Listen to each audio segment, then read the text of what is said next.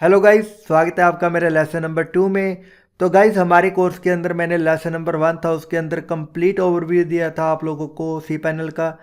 तो आज की इस वीडियो में हम बात करने जा रहे हैं एफटीपी की। तो एफटीपी क्या होता है, एफटीपी को कैसे यूज़ करते हैं और इसको क्रिएट करने के लिए आपको कौन से स्टेप्स फॉलो करने होते हैं, इन सब चीज़ों को हम इस वीडियो में सीखेंगे। तो चलिए वीडियो शुरू करते हैं, लेकिन उससे पहले मैं आप लोगों से रिक्वेस्ट करूँगा कि अगर आप लोगों ने अभी तक मेरे चैनल को सब्सक्राइब नहीं किया तो प्लीज़ सब्सक्राइब कर लीजिएगा, ताकि आने वाली वीडियोस की नोटिफिकेशन आपको आपके इनबॉक्स में मिल सके। और साथ ही साथ अगर आप लोगों ने अभी तक मेरा फेसबुक जो ग्रुप है मैंने बना रखा है वो ज्वाइन नहीं किया, तो उसका लिंक भी डिस्क्रिप्शन में दे रखा है, आप प्लीज़ उसको जाके ज्वाइन कर लीजिएगा, ताकि जो भी मैं इससे रिलेटेड अपडेट डालता रहता हूँ वो आपको वहाँ मिल जाएगी। ठीक है, तो चलिए वीडियो शुरू करते हैं। मैंने अपना सी पैनल है वो ऑलरेडी ओपन कर रखा है। तो सी पैनल के अंदर मैं आप लोगों को दिखा देता हूँ कि यहाँ पे फाइल सेक्शन है, फाइल सेक्शन के अंदर यहाँ पे एफटीपी अकाउंट की ऑप्शन बनी हुई है। तो बेसिकली आज हम इसी ऑप्शन को यूज़ करके एफटीपी अकाउंट है वो क्रिएट करेंगे और जानेंगे कि एफटीपी अकाउंट को यूज़ करने के क्या फ़ायदे हैं, क्या बेनिफिट्स है। प्लस ये भी देखेंगे कि एफटीपी अकाउंट को क्रिएट करके उसको अपने पीसी में हम कैसे एक्सेस करते हैं। तो बेसिकली इसके लिए जिन चीज़ों की हमें ज़रूरत होती है उसके बारे में हम वन बाय वन बात करेंगे। तो पहले हम जान लेते हैं कि एफटीपी अकाउंट के फ़ायदे क्या है, इसको यूज़ क्यों करते हैं। जबकि आपको जब भी आप सी पैनल यूज़ करते हैं आपको डिफ़ॉल्ट अपलोड की तो ऑप्शन दी जाती है। ठीक है, तो इन दोनों ऑप्शन के बारे में भी मैं आप लोगों को बताऊंगा। तो एफ जो कि आपकी एफ की फुल फॉर्म होती है फाइल ट्रांसफ़र प्रोटोकॉल।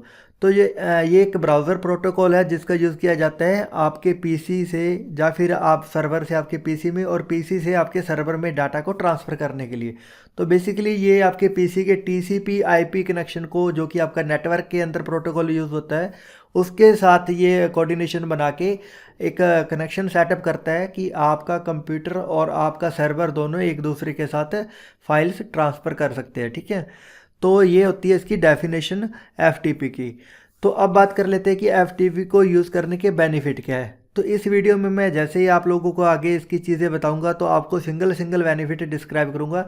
लेकिन फर्स्ट कुछ नॉर्मल जो क्वेश्चन आप लोगों के दिमाग में आ रहा होगा उसके ऊपर बात कर लेते हैं कि जब भी अगर आप लोगों ने अभी तक एफटीपी यूज़ नहीं किया तो मोस्टली लोग क्या करते हैं कि सी पैनल में आते हैं, जो भी फाइल होती है उसको अपलोड सेक्शन से अपलोड कर लेते हैं। जब आप लोग को डायरेक्ट ब्राउज़र के अंदर अपलोड करने की ऑप्शन मिलती है, फिर आपको एफटीपी अपलोड कर यूज़ करने की ज़रूरत क्यों पड़ती है। तो एफटीपी को यूज़ करने के पीछे जो मेन रीज़न है कि एफटीपी एक टाइम में मल्टीपल डायरेक्टरीज को अपलोड कर सकता है। एफटीपी में अगर आपका नेट चला भी जाए तो आपको अपलोडिंग या वो डेटा लॉस नहीं होता है। लाइक कि अगर मैं अभी यहाँ पे 2 GB की फ़ाइल अपलोड कर रहा हूँ, मेरा डेटा अगर मेरा नेट स्टक हो गया या फिर ब्राउज़र में या फिर मेरा कंप्यूटर बंद हो गया, तो उस कंडीशन में होगा क्या, मैं रिफ़्रेश करूँगा तो मेरा पूरी की पूरी अपलोड है वो बीच में जो स्टक हुई थी वो फिनिश हो जाएगी और फिर वापस मुझे फिर से अपलोड है वो लगानी पड़ेगी। तो इस चीज़ से बचने के लिए भी हम यूज़ करते हैं। थर्ड जो इसका मेन बेनिफिट होता है कि इसमें आप पर्टिकुलर किसी एक डायरेक्टरी को टारगेट कर सकते हैं। तो यहाँ पे मैं एक एग्जांपल ले लेता हूँ कि मान लीजिए मैं एक क्लाइंट हूँ, मुझे अपनी वेबसाइट के अंदर किसी एक डायरेक्टरी या फिर मेरे पास मल्टीपल वेबसाइट्स हैं उनमें से किसी एक वेबसाइट के अंदर कुछ चेंजेस करवाना है। अब अगर डेवलपर मेरे से मांगेगा कि सर अपने सर्वर की एक्सेस दे दीजिए, तो मैं क्या करूँगा। अगर मेरे पास एफटीपी नहीं है तो मैं उसको डायरेक्ट अपने सी पैनल की एक्सेस दूंगा। अगर सी पैनल की एक्सेस दूंगा तो वो मेरी हर एक वेबसाइट के अंदर वो चेक कर सकता है, उसको देख सकता है। उसका आपको लॉस ये होगा कि मान लीजिए कि उसने पूरी की पूरी मेन इस पब्लिक एचटीएमएल डायरेक्टरी के अंदर ही कुछ गड़बड़ कर दी, तो आपकी कंप्लीट जितनी भी वेबसाइट्स है वो सारी की सारी एक टाइम में शट हो जाएगी, बंद हो जाएगी। तो उस चीज़ से बचने के लिए कि आप एक पर्टिकुलर, और दूसरा ये है कि अगर आप सी पैनल की एक्सेस देते हो तो कंप्लीट आप अपना सर्वर या सामने वाले बंदों को हैंड ओवर कर देते हो। तो ऐसी कुछ चीज़ों से बचने के लिए जो एफटीपी है वो बहुत ही अच्छा ऑप्शन है। तो आप जब भी काम करोगे, आप किसी क्लाइंट से उसके सर्वर की एक्सेस मांगोगे, तो मोस्ट ऑफ द टाइम वो आपको आगे से एफटीपी ही प्रोवाइड करवाएंगे। ठीक है, तो इसलिए एफटीपी की फंक्शनैलिटी को यूज़ करना आज आप अच्छे से सीख लीजिएगा, ताकि नेक्स्ट आपको कभी इशू ना आए। तो चलिए अब शुरू करते हैं कि एफटीपी का अकाउंट बनाते हैं कैसे है। ठीक है, तो पहले मैं यहाँ पे एक कुछ डेमो के लिए कुछ फाइल्स बना लेता हूँ जिसको मैं एफटीपी के थ्रू एक्सेस करूँगा। ठीक है, तो मान लीजिए मैंने यहाँ पे एक फ़ोल्डर बनाया जिसका नाम मैंने दिया डेमो एफटीपी। इस फोल्डर के अंदर इसको मैं क्रिएट कर लेता हूँ। तो यहाँ पे फ़ोल्डर बन चुका है। इस फोल्डर के अंदर कुछ मैं फाइलें बना लेता हूँ, डेमो फाइलें। तो यहाँ पे myftp.php ये मैंने एक फ़ाइल क्रिएट कर ली है, क्योंकि ये फ़ाइल मुझे एक्सेस करनी है FTP के थ्रू, तो इसलिए मैं आप लोगों को ये सब कुछ बना के दिखा रहा हूँ। तो दूसरी फाइल मेरी है error.php। एक फ़ाइल और बना लेते हैं testing.html। ठीक है, तो ये मैंने 3 फाइलें अपने डेमो FTP फोल्डर के अंदर बना ली हैं। अब मैं चाहूँगा कि मैं सिर्फ अगर ये मान लीजिए मेरी एक तरीके से वेबसाइट ही है, मुझे अपने जो डेवलपर है उसको अपनी वेबसाइट की एक्सेस देनी है कि मुझे इसके अंदर कुछ काम करवाना है, ठीक है। लेकिन मैं उसको अपना सर्वर की एक्सेस नहीं देना चाहता, मैं सिर्फ खाली एक पार्टिकुलर फोल्डर की एक्सेस देना चाहता हूँ। तो वो हम FTP के अंदर कैसे करेंगे, ठीक है, पहले हम इस चीज़ को सीखते हैं। तो मैं अब यहाँ पे cPanel राइट क्लिक करके एक और ऑप्शन खोल लेता हूँ cPanel की। चलो ये खुली हुई है, इसी को यूज़ कर लेते हैं, ठीक है। बाकी सब ऑप्शन बंद कर देता हूँ। तो यहाँ पे मैंने अपनी फाइल्स बना रखी है। यहाँ वापस cPanel में आया है, यहाँ पे आपने FTP अकाउंट को लॉगिन करना है। FTP अकाउंट को लॉगिन करने के बाद यहाँ पे फर्स्ट ऊपर ऑप्शन होती है कि आप अपना यूज़र नेम क्या बनाना चाहते हो। तो मैंने यहाँ पे कोई भी यूज़र नेम बना सकता हूँ, यहाँ डेमो अकाउंट बना देता हूँ, ठीक है। तो मैंने अपना अकाउंट रखा है डेमो अकाउंट। तो मेरे लॉगिन में जो मेरा यूज़र नेम है उसका नाम रख दिया मैंने डेमो अकाउंट। इसके लिए जो डोमेन है, जो कि मेरी वेबसाइट का डोमेन होगा, कौन सा डोमेन मुझे असाइन करवाना है, किसके अंदर काम करवाना है, वो मैं असाइन करवा दूंगा। प्राइमरी डोमेन है मेरा, मैं उसी को पिक कर लेता हूँ, क्योंकि उसी के अंदर मैंने अपना वो फोल्डर क्रिएट किया, ठीक है। पासवर्ड की ऑप्शन के अंदर जाके आप लोगों को पासवर्ड बनाना है, ठीक है। तो यहाँ पे पासवर्ड जनरेटर दिया जाता है। अगर आप अपना पासवर्ड लगाना चाहते हो वो भी लगा सकते हो, अगर आप जनरेट करना चाहते हो तो यहाँ से जनरेट भी कर सकते हो। तो मैंने अपना पासवर्ड जनरेट किया है, यहाँ पे नया पासवर्ड जनरेट हो चुका है, तो मैंने इसको कॉपी करके सेव कर लिया, ठीक है। इस पासवर्ड को मैं ऑलरेडी कहीं पे सेव कर देता हूँ ताकि मैं भूल ना जाऊँ, ठीक है। तो मैंने यहाँ पे अपना पासवर्ड है वो सेव कर लिया। अब मुझे यहाँ पे जो मेन ऑप्शन होती है कि आपने अपना पाथ कौन सा डिफाइन करना है। तो गाइज इस चीज़ को आप थोड़ा ध्यान से समझिएगा। जिस डायरेक्टरी की आप एक्सेस देना चाहते हैं उसका पाथ आप यहाँ पे डिफाइन करोगे, ठीक है। बाय डिफ़ॉल्ट यहाँ पे कुछ भी आ रहा है आप उसको रिमूव कर दो। अगर आप लोगों ने इसको ऐसे छोड़ दिया तो ये कंप्लीट आपके रूट फोल्डर की एक्सेस है उसके पास चली जाएगी। लेकिन मैंने क्या करना है कि मेरे रूट फोल्डर के अंदर बहुत सारी अनदर वेबसाइट है, ठीक है। उसके अंदर जो मेरी टारगेट वेबसाइट है जिसको मैंने शेयर करना है उसका नाम है डेमो FTP। तो उसके लिए मैं क्या करूँगा, मैं उसका जो पाथ है, जब मैं डेमो FTP के अंदर आया था इस फोल्डर के, वापस दिखा देता हूँ, फाइल मैनेजर, पब्लिक HTML और उसके बाद डेमो FTP। तो देखिए यहाँ पे पूरा एक पाथ बना हुआ है कि मैंने कौन सा पाथ फॉलो करके डेमो FTP को लॉगिन किया, ठीक है। तो मैं इस पाथ को कॉपी कर लेता हूँ और यहाँ पे मेरे सर्वर के आगे इस पाथ को एंटर कर देता हूँ। तो अब ये एक्सेस है खाली डेमो FTP फोल्डर की एक्सेस रहेगी, ठीक है। उसके अंदर जो फाइलें हैं ये फाइलें उसको विजिबल हो जाएगी जब वो मेरा अकाउंट FTP से लॉगिन करेगा, ठीक है। तो यहाँ पे कॉट है, अगर कि आप कोई फाइल अपलोड कर रहे हैं, कुछ कर रहे हैं, आप इसको अपने अकॉर्डिंग कुछ भी सिलेक्ट कर सकते हो। मैंने यहाँ पे अनलिमिटेड कर दिया, ठीक है। तो ये था मेरा ऐड FTP अकाउंट बनाने का तरीका, जिसको मैंने आपके सामने लाइव किया। अब मैं इस चीज़ को क्रिएट कर देता हूँ। क्रिएट करने के बाद आपको आ जाएगा, अगर आपका सक्सेसफुली बन गया तो ये आपको ग्रीन कलर की स्ट्रिप दिखाई देगी, अदरवाइज ये रेड होगी, ठीक है। अब मैं रिफ़्रेश कर लेता हूँ। रिफ़्रेश करने की सॉरी ज़रूरत नहीं, यहाँ पे नीचे आ गया, ठीक है। तो देख सकते हैं कि मेरा एक अकाउंट बना है जिसका कि लॉगिन एक्सेस आपको पाथ दिखा रहा है, यूज़र दिखा रहा है। चेंज पासवर्ड आप कर सकते हो, चेंज कोटा कर सकते हो, डिलीट कर सकते हो और कन्फिगर कर सकते हो। तो यहाँ पे अगर आप कन्फिगर FTP पे करोगे तो बाय डिफ़ॉल्ट ये आपको जो पहले से कन्फिगर की हुई फाइल्स होती है उसके लिए यहाँ पे 2 ऐसे सॉफ्टवेयर है जिनको ये जो मेरा cPanel है वो सपोर्ट कर रहा है। यहाँ पे बोल रहा है कोर FTP और साइबरटेक। एक्चुअल में क्या कि विंडो के लिए एक कोर FTP नाम का क्लाइंट आता है जो कि FTP क्लाइंट है, जिसके थ्रू आप FTP अकाउंट के अंदर लॉगिन कर सकते हैं। लेकिन उससे भी ज़्यादा जो फेमस है, जो कि सबसे ज़्यादा फेमस है इस लाइन में, वो है फाइलज़िला, ठीक है, फाइलज़िला। तो मैंने अपने फेसबुक ग्रुप के अंदर है उसका लिंक रात को शेयर कर दिया था कि आप लोग उसको डाउनलोड कर लीजिए। होप सो कि आप लोगों ने कर भी लिया होगा।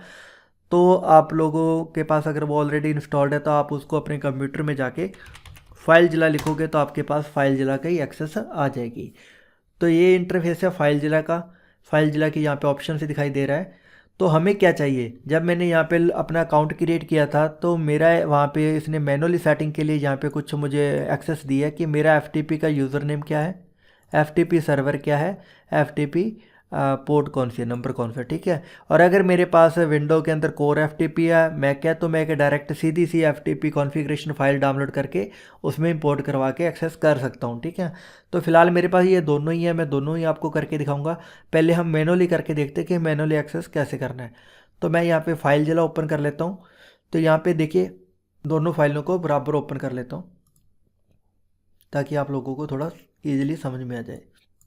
तो चलिए, हमें जितनी इन्फॉर्मेशन चाहिए उतनी विंडो हम यहाँ पे ओपन कर लेते हैं, ठीक है। तो यहाँ पे मैनुअल सेटिंग के अंदर यहाँ पे दिया गया है एफ यूज़र नेम। तो मैं इसको कॉपी कर लेता हूँ एफ यूज़र नेम को, और यहाँ पे यूज़र नेम का ऑप्शन है, यहाँ पे देख सकते हैं फाइल जिला में बना है यूज़र नेम, तो मैंने यहाँ पेस्ट कर दिया। अब चलते हैं एफ सर्वर में।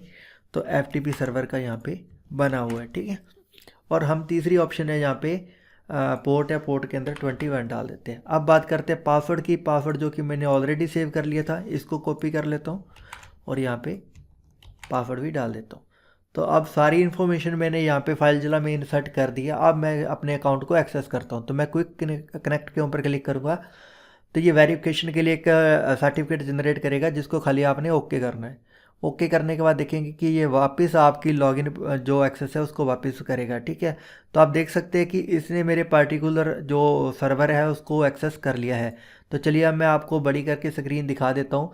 ये मेरा कंप्यूटर है और मेरे कंप्यूटर की फाइल्स है इस साइड में, लेफ्ट साइड में, और राइट साइड में मेरा सर्वर है। यहाँ से मैं अगर कोई फाइल उठा के यहाँ डालूंगा तो वो डायरेक्ट मेरे सर्वर में अपलोड हो जाएगी, ठीक है। वो भी मैं आप लोगों को करके दिखाऊंगा। तो अब यहाँ पे देख सकते हैं कि मेरी कुछ फाइलें मैंने वहाँ पे ऑलरेडी बनाई थी। तो एरर फाइल बनाई थी, माई एफ बनाई थी, टेस्टिंग बनाई थी। अब मैं इसको एक्सेस कर सकता हूँ। राइट क्लिक करूँगा, यहाँ पे देखिए डाउनलोड कर सकता हूँ फाइल यहाँ से ऐड फाइल क्यू में कर सकता हूँ, एडिट कर सकता हूँ, नई डायरेक्टरी बना सकता हूँ। यहाँ पे चाहूँ तो मैं एक क्रिएट न्यू डायरेक्टरी बना सकता हूँ, जिसको फाइल जिला लिख देता हूँ। तो ये डायरेक्टरी यहाँ पे बन जाएगी। और मैं सर्वर पे भी आपको दिखा देता हूँ लाइव की ये डायरेक्टरी कहाँ बनी है। अब मैं इसको वापस रिफ़्रेश करता हूँ और देखना आप उस फोल्डर के अंदर एक नई डायरेक्टरी ऑटोमेटिक बन चुकी है, जो कि मैंने अपने एफ अकाउंट से बनाई है। तो देखिए यहाँ पे फाइल जिला की डायरेक्टरी है वो बन चुकी है, ठीक है। तो चलिए फिर से ओपन कर लेता हूँ। तो मैंने यहाँ पे फाइल जिला की डायरेक्टरी बनाई और यहाँ फाइल जिला की डायरेक्टरी बन गई। अब एक और मैंने अभी इसी सेक्शन में बना के दिखा देता हूँ आप लोगों को कि देखिए यहाँ पे मैं अगर कोई फाइल मेरे पास पिक्चर पड़ी है तो मैं एक पिक्चर अपलोड कर देता हूँ। तो मैं यहाँ से खाली अगर चाहूँ तो ड्रैग एंड ड्रॉप करके यहाँ फेंक सकता हूँ, मतलब इसको ड्रैग एंड ड्रॉप करूँगा तो भी ये अपनी फाइल है जो इधर मूव होना स्टार्ट हो जाएगी, ठीक है। लेकिन अगर मैं इसको कमांड देना चाहता हूँ तो यहाँ पे राइट क्लिक करना है और इसको अपलोड कर देना है, ठीक है। तो ये डायरेक्ट अपलोड हो जाएगी। तो देखिए यहाँ पे फाइल आ चुकी है। मैं एक बार इसको रिफ़्रेश कर लेता हूँ, रीलोड कर लेता हूँ। देखिए यहाँ पे ये दोनों मेरे पास PNG फाइलें आ चुकी है, जिसको मैंने यहाँ से यहाँ ट्रांसफ़र किया था। तो ये मेरे कंप्यूटर से डायरेक्ट मेरे सर्वर पे जा रही है, ठीक है। अब मैं चाहूँ तो ये टेस्टिंग फाइल है, इसको उठा के मैं अपने कंप्यूटर पे रख सकता हूँ। तो फिलहाल मेरे कंप्यूटर में ये लोकेशन कहाँ पे है, तो मैं अपने कंप्यूटर की लोकेशन सेट करता हूँ डेस्कटॉप पे। एक नया फोल्डर बना देता हूँ डेस्कटॉप पे, डेमो FTP फाइल्स के नाम से। तो अब वापस चलता हूँ, यहाँ पे डेस्कटॉप पे क्लिक करता हूँ तो देखता हूँ कि यहाँ पे ये देखिए मेरा फोल्डर बन गया है। अब मैं HTML फाइल को यहाँ ड्रैग एंड ड्रॉप करता हूँ,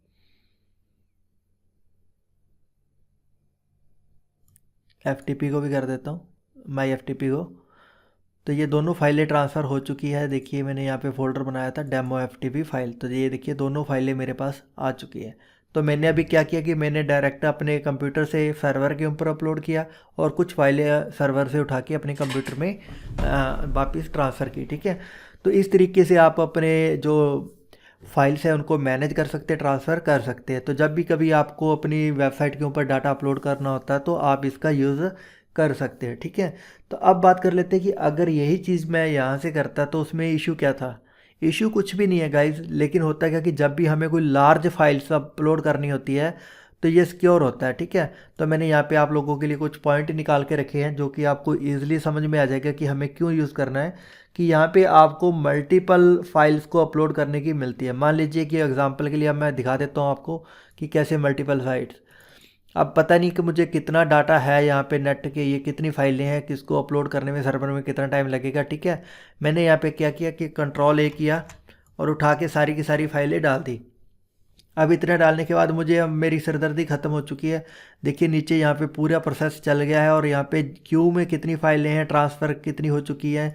7 फाइलें ट्रांसफ़र हो चुकी है, 3 फेल हुई हैं और जो फेल हुई है उनको भी बाद में आप रीक्यू कर सकते हो और ईज़िली आपकी अपलोड हो जाएगी। ठीक है, और अगर आप पूरे प्रोसेस को हटाना चाहते हो, do you want to really close, yes, तो मैंने उसने अपना फाइल जिला वो शट कर दिया क्योंकि इतना फाइलें मुझे ट्रांसफ़र नहीं करनी है। ठीक है, तो देखिए वापस ये अभी भी देखिए, अगर आप बंद कर दोगे फाइल जिला वापस चलाओगे तो उसका रिकॉर्ड यहाँ पे मेंटेन रहेगा, जितनी फाइलें आप लोगों ने की है और जितनी पेंडिंग बची है वो वापस आप आके यहाँ पे राइट क्लिक करके प्रोसेस क्यों कर सकते हैं, वापस ये पूरा का पूरा प्रोसेस है वो स्टार्ट हो जाएगा और आपको फिर से कोई कमांड देने की ज़रूरत नहीं पड़ेगी। तो ये है आपकी FTP का प्रोसेस जिसको आप सिक्योरली अपनी फाइलें वो ट्रांसफ़र कर सकते हैं। ठीक है, इसके अलावा इसमें क्या होता है कि अगर आपका कनेक्शन लॉस्ट भी हो गया, जैसे मैंने अभी बताया कि आपका इंटरनेट चला गया, तो भी आपके पास ये चांस रहता है कि आप अपनी फाइलों को वापस आके रिज्यूम कर सकते हैं। ठीक है, यहाँ पे अगर आपकी मल्टीपल फाइलें, बड़ी फाइलें हैं तो वो क्यू में चले जाएगी। एक टाइम में आप 1-2 फाइलें अपलोड करोगे तो आपकी इंटरनेट की स्पीड भी बनी रहेगी, प्लस आप अगर अनदर कोई वर्क कर रहे हो साथ में तो आपको फील नहीं होगा। ठीक है जी, आपकी स्पीड के अकॉर्डिंग अपने आप खुद मैनेज कर लेगा कि कितनी बैंडविड्थ यूज़ करनी है और कितना आपको डाटा अपलोड करना है। ठीक है, और इसके अलावा जो इसमें चीज़ दी है many FTP ability to schedule transfer, कुछ ऐसे FTP क्लाइंट होते हैं, अगर आपने उसमें अभी डाटा प्रोसेस किया था, मैंने स्टॉप कर दिया। ठीक है, आप उसको शेड्यूल करके रख सकते हैं कि रात को 10 बजे अपने आप शुरू कर देना अपलोड करना जब मैं सो जाऊँ। ठीक है, तो फिर आपका जो ट्रांसफ़र है वो शेड्यूल हो जाती है और उस टाइप में ऑटोमेटिकली डाटा ट्रांसफ़र है वो होना शुरू हो जाता है। ठीक है, फाइल जिला में भी ये ऑप्शन होती है लेकिन मैंने कभी यूज़ नहीं की ऑनेस्टली। मैं एक बार चेक कर लूँगा और चेक करके आप लोगों को बता दूंगा कि ये कहाँ पे होते हैं। ठीक है, और ये होता है कि अगर आप इसको डायरेक्ट यहाँ से अपलोड करते हैं तो हालांकि यहाँ पे लिखा हुआ है इन्फिनिटी कि आप कितनी भी फाइल अपलोड कर सकते हैं, यहाँ पे कोई ऑप्शन है, रिस्ट्रिक्शन नहीं है, लेकिन आप एक टाइम में 2 GB से डाटा की फ़ाइल है वो डायरेक्ट ब्राउज़र से अपलोड नहीं कर सकते हैं। तो अगर आपकी वेबसाइट 5-6 GB की डाटा है तो आप ब्राउज़र से इस ऑप्शन को यूज़ करके अपलोड नहीं कर पाओगे। एक ऑप्शन आपकी जो प्रॉब्लम है ये भी होती है। ठीक है, और यहाँ पे क्या होता है कि बहुत सारी आपको स्क्रैपिंग कमांड लाइन मिलती है, जो क्लाइंट है वो सिंक्रोनाइज होता है और प्लस कि ये HTTP जो कि आपका ये प्रोटोकॉल है इससे 10 टाइम फास्ट होता है। अगर आप इससे जो फाइलें अपलोड करोगे उससे कहीं ज़्यादा स्पीड से आपकी डायरेक्ट सर्वर में फाइलें FTP से अपलोड हो जाती है। तो ये था इसका प्रॉपर प्रोसेस जिसको आप यूज़ करके अकाउंट को क्रिएट करते हैं और उसके अंदर यूज़ करते हैं। अब मैं बता देता हूँ कि ये फाइल जिला है, इसके अलावा जो कोर FTP है आप चाहो तो उसको भी यूज़ कर सकते हो। और अगर आपके पास फाइल जिला भी नहीं है तो फाइल जिला कहाँ से डाउनलोड करना वो बता देता हूँ। फाइल जिला पे जाना है, आपने लिखना फाइल जिला क्लाइंट।